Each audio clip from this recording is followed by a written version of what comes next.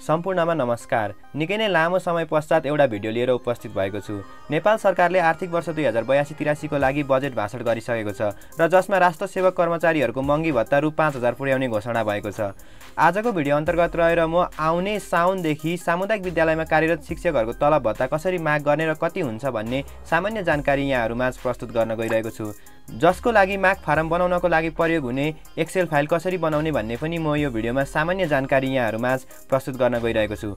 भर्खरै सामुदायिक विद्यालयको शिक्षक सेवामा प्रवेश गर्नुभएका र प्रधानाध्यापक बन्नुभएका कोही साथीहरू हुनुहुन्छ भने उहाँहरूको लागि यो भिडियो एकदमै महत्त्वपूर्ण हुने पनि मैले विश्वास लिएको छु। ढिला नगरिकन आजको भिडियोलाई सुरु गरौँ। जसको लागि सबैभन्दा सुरुमा यो तलबमानसँग सम्बन्धित रहेको एउटा फोटो म यहाँहरूमाझ प्रस्तुत गर्न गइरहेको छु। यो फोटोमा चाहिँ हामीलाई 2079 साउन 1 गतेदेखि लागू हुने तलबमान भनिएको छ, जसमा सामुदायिक विद्यालयमा कार्यरत शिक्षकहरूको तलबमान सम्पूर्ण दिएको छ र यसमा चाहिँ 2082 साउनदेखि पनि कुनै परिवर्तन भएको हुँदैन। जम्मा हाम्रो परिवर्तन भनेको चाहिँ महँगी भत्ता मात्र थप भएको हुन्छ र बाँकी कुरा सबै यो तस्बिरमा देखाए जति नै हुनेछ।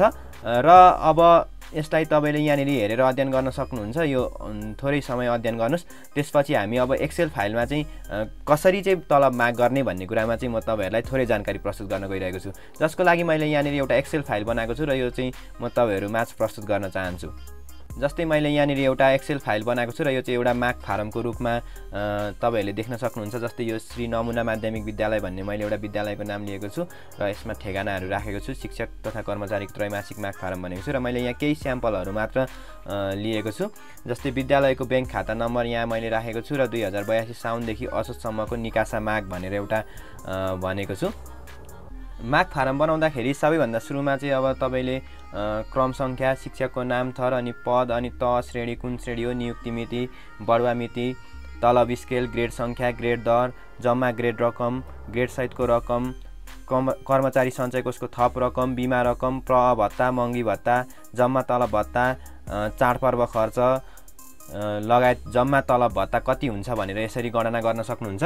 र जसको लागि चाहिँ सबैभन्दा सुरुमा तपाईँले नाम थर राख्नुहोस्। त्यस पछाडि शिक्षक प्रधानाध्यापक अथवा शिक्षक के हुनुहुन्छ पद राख्नुहोस्, उहाँको तह श्रेणी के हो पद राख्नुहोस्, नियुक्ति मितिहरू राख्नुहोस्। यसमा तपाईँलाई कुनै समस्या भएन। जस्तै म उदाहरणको लागि एउटा यहाँ लिन चाहन्छु र यहाँ जस्तै एकजना शिक्षक हुनुहुन्छ नवीन खड्का भन्ने, जसको चाहिँ पद शिक्षक रहेको छ र प्राविधिक तह श्रेणी चाहिँ प्राविधिक शिक्षक तृतीय श्रेणी रहेको छ, नियुक्ति मिति रहेको छ र प्राविधिक शिक्षक तृतीय श्रेणीको सुरुको तलब स्केल 32902 हुन्छ र उहाँको ग्रेड सङ्ख्या चाहिँ 1 रहेको छ र ग्रेड दर चाहिँ हामीले अघिको भिडियोमा अघिको जुन तस्बिरमा देखेको थियौँ 1097 रहेको छ र जम्मा ग्रेड रकम भनेको चाहिँ यो जुन ग्रेड दर र ग्रेड सङ्ख्या गुणन गरेर आएकोलाई चाहिँ जम्मा ग्रेड रकममा राख्नुपर्ने हुन्छ। अब ग्रेड सहितको रकम भनेको चाहिँ सुरुको यो तलब स्केल र यो जम्मा ग्रेड रकम जोड्दाखेरि जति आउँछ त्यो चाहिँ ग्रेड सहितको रकम हो।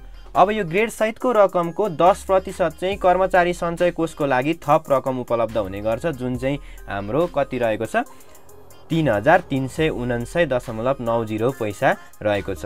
र अर्को थप भनेको चाहिँ बिमा कोषको लागि चाहिँ नागरिक लगानी कोषको लागि चाहिँ रु 400 रुपैयाँ थप हुने गर्दछ र यो चाहिँ यहाँसम्म चाहिँ यहाँभन्दा अगाडिको आर्थिक वर्षहरूमा पनि सेम रहेको थियो। अबको आर्थिक वर्षमा परिवर्तन हुने भनेको चाहिँ यो जुन महँगी भत्ता रहेको छ यो रु 5000, यहाँ चाहिँ पहिले 2000 हुन्थ्यो र अब चाहिँ जम्मा 5000 बढेर 5000 पुग्ने भनेर चाहिँ हाम्रो बजेटले घोषणा गरेको छ।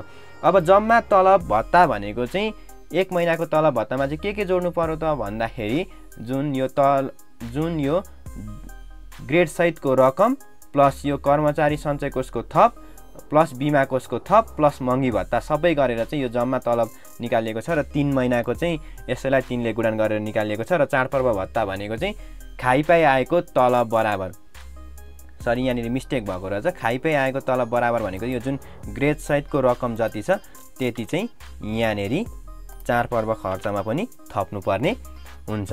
र यसरी अब जम्मा तलब भत्ता भनेको चाहिँ अब यो 3 महिनाको जोडेर प्लस चाडपर्वको जोडेर गरिएको छ र यो चाहिँ माग गर्ने रकम हो। अब यसमा कर्मचारी सञ्चय कोष कट्टी हुने, नागरिक लगानी कोष कट्टी हुने लगायतका कट्टी हुने अनि कर सामाजिक सुरक्षा कोष सामाजिक सुरक्षा कर कट्टी हुने लगायतका कुराहरू छन् र त्यसलाई चाहिँ म अर्को भिडियो मार्फत कसरी गर्ने कति गर्ने भन्ने कुरा चाहिँ यहाँहरूमा जानकारी प्रस्तुत गर्ने नै छु। आजको भिडियो तपाईँलाई कस्तो लाग्यो? यदि जानकारीमूलक लाग्यो भने चाहिँ एउटा कमेन्ट छोडेर जानकारीमूलक लाग्यो भनिदिन सक्नुहुनेछ र साथै आगामी दिनमा चाहिँ अझै कस्तो भिडियो चाहनुहुन्छ त्यो पनि यहाँहरूले कमेन्ट गर्न सक्नुहुन्छ। र यदि यो एक्सेल फाइल चाहिएको छ भने चाहिँ यहाँहरूलाई आवश्यकता अनुसार कस्टमाइज पनि गरेर म उपलब्ध गराउन सक्छु र जसको लागि चाहिँ तपाईँले मेरो तल राखिएको जुन डिस्क्रिप्सन बक्समा राखिएको कन्ट्याक्टको जिमेल एड्रेस छ त्यसमा चाहिँ यहाँहरूले मेल गरेर चाहिँ मलाई यो जुन एक्सेल फाइल छ यो तपाईँले माग गरेर आफ्नो विद्यालयको आवश्यकता अनुसार